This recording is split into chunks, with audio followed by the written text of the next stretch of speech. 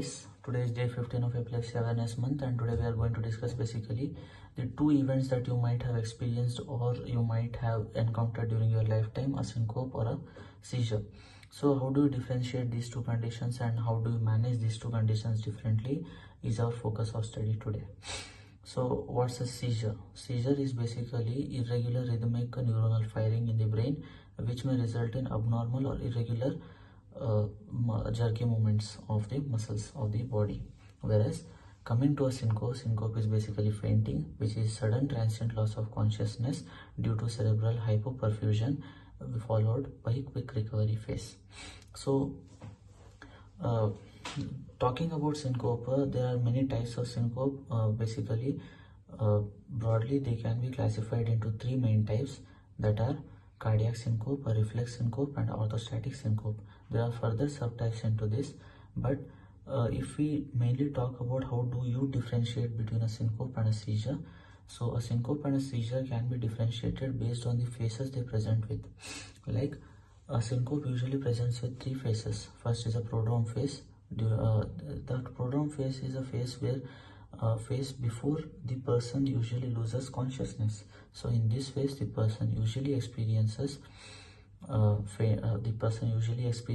lightheadedness, nausea, sweating, palpitations, blurring of vision, fading, yawning, or ringing in the ears.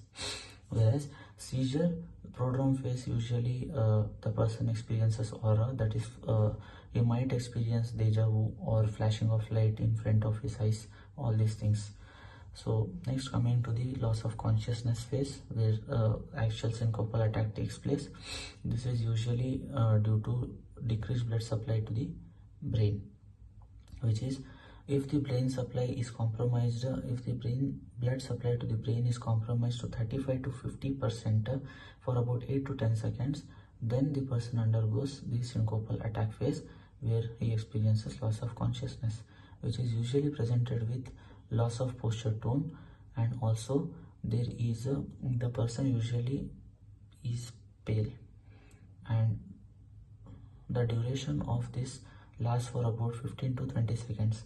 Whereas talking about seizure usually presents with a convulsive phase, where the person experiences rhythmic jerky movements, and also cyanotic features can be seen with bluish discoloration of the lips. So this is the main differentiating feature between a syncope and a seizure, that syncope usually presents with pallor, whereas seizure presents with a bluish discoloration, that is a cyanotic features. So next, talking about even syncope can present rarely with certain convulsive movements, but these are arrhythmic movements, whereas a seizure convulsive phase usually has rhythmic jerky movements.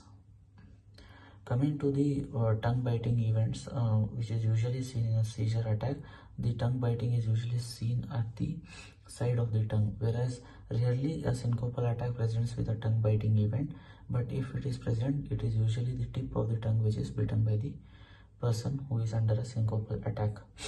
Now talking about different types of syncope, that is a reflex syncope, which may be again divided into a vasovagal syncope. We have again a postural syncope, a situational syncope, and cardiac syncope also has several types, like there may be structural abnormalities, there may be arrhythmias, or orthostatic syncope may be again subdivided into several types, like hypovolemia, drug-induced syncope, all these conditions. Syncope may be dangerous, may not be dangerous. It mainly depends on how the presenting features are. If there is a sudden loss of consciousness, or if syncopal attack is usually after a event of exertion, defecation, swallowing, coughing movements, or after after maturation, then these are danger signs for a syncope. That if the patient comes with complaints of a syncopal attack after exertion or sudden syncopal attack without any prodrome phase features like nausea or palpitations or sweating, then these may be red flag signs, and this The pathology may change into some heart conditions or autonomic dysfunction. Coming to the management, usually syncopal attacks last for 15 to 20 seconds, and you should usually ensure scene safety first and ensure that there are no objects around the patient or the person who is undergoing a syncopal attack.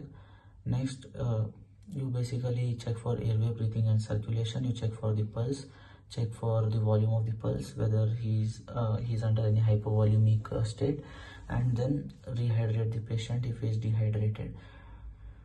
So this is how you usually differentiate and treat a syncopal attack. Whereas a seizure attack, as already discussed before videos and past days, that a seizure attack has several protocols. First thing, you should ensure scene safety in a seizure attack. You should never ever hand over any iron objects to the patient who is seizing, basically, and you should never ever try to stop the jerky movements of the patient who is seizing, because that is dangerous for the patient himself and it's also dangerous for you. So you should just wait and watch while a person is seizing.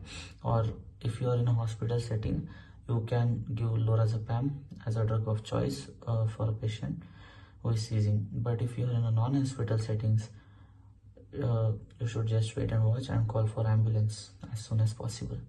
So that's it about a syncopal attack, differentiating features between a syncope and a seizure, and how will you manage these two conditions. Thank you for your patient listening.